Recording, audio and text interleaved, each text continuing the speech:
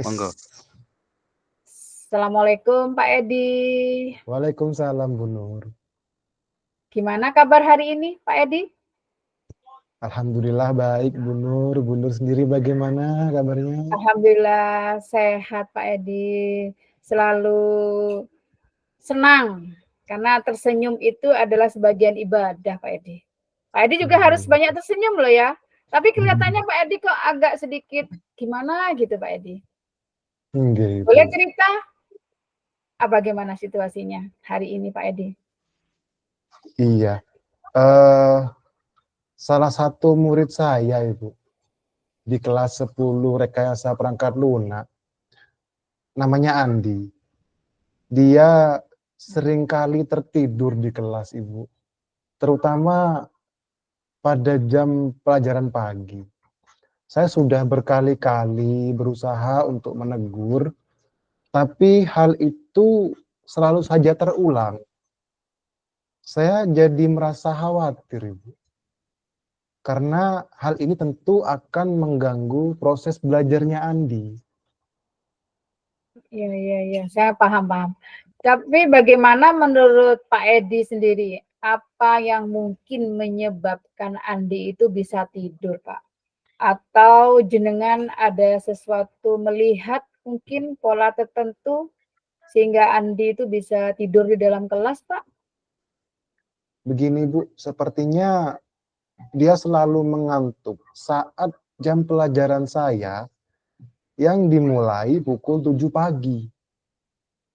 Saya sangat disayangkan sekali sebenarnya saya belum sempat berbicara langsung dengan Andi tentang hal ini. Jadi saya belum tahu pasti alasannya. Saya juga melihat dia tampak lelah.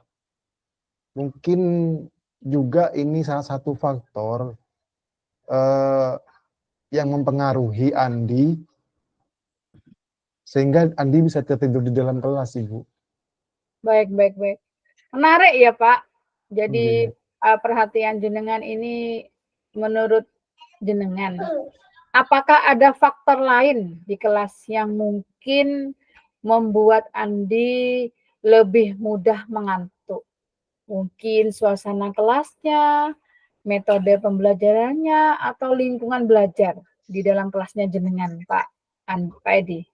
Iya, bisa jadi Ibu ya. Ini bisa jadi penyampaian materi saya yang dapat dikatakan hanya sebatas transfer ilmu, Ibu. Jadi cukup teoritis mungkin ya dan sedikit berat pembahasannya mungkin di situ. Jadi saya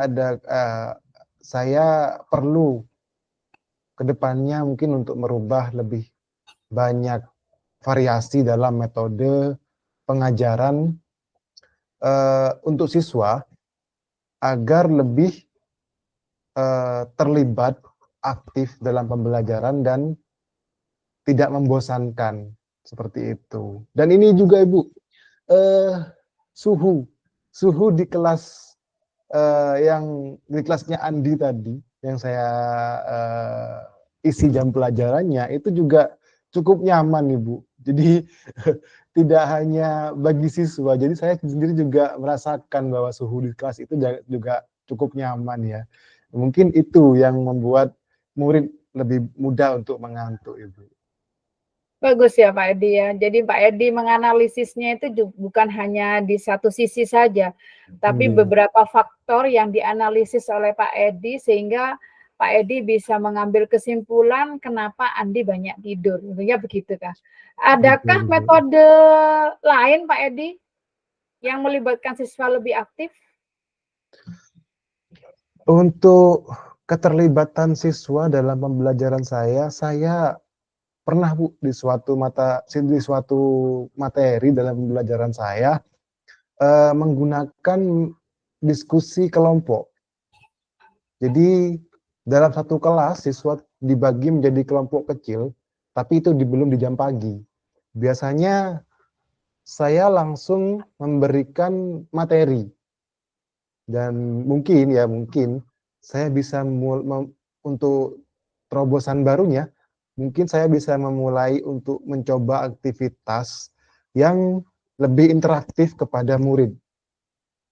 Seperti halnya tanya jawab, kemudian teknik stop. Jadi kesadaran penuh atau mindfulness. Bisa juga dengan ini mungkin Bu, games ya, ice breaking terkait materi yang akan diberikan pada saat itu. Tentu saja itu di awal jam pelajaran yang tujuannya tentu saja untuk membangkitkan semangat belajar para murid. Keren Pak Edi, itu ide yang sangat baik loh. Jadi bagaimana jika Pak Edi mencoba menerapkan metode tersebut? Kemungkinan nantinya Pak Edi akan melihat Andi atau siswa lain yang merasa lelah, jadi bisa menggunakan metode itu.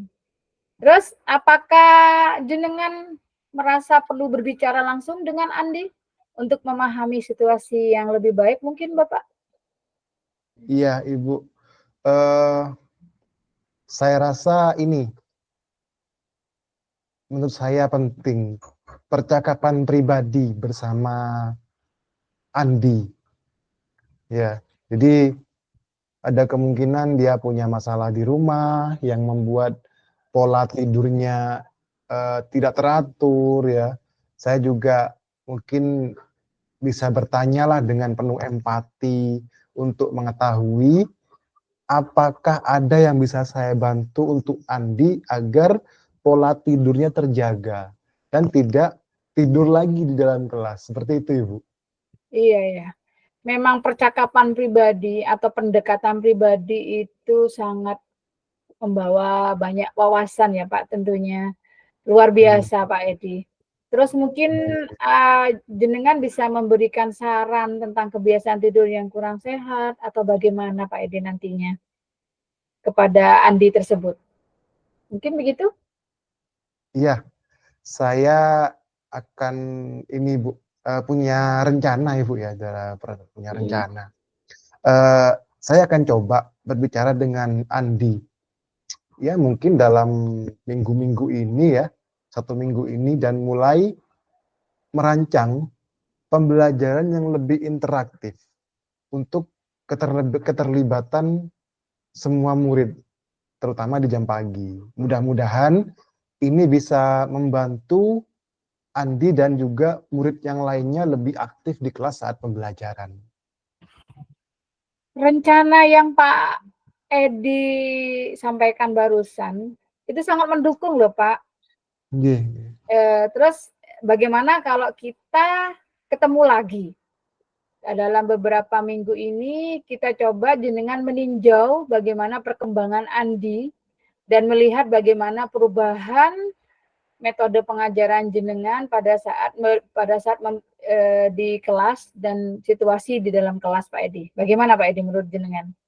Tentu, siap Ibu. Saya akan sangat senang sekali bila nanti ke depannya juga saya mendapatkan umpan balik yang lebih lanjut dari Ibu Nur. Terima kasih banyak atas bantuannya Ibu Nur.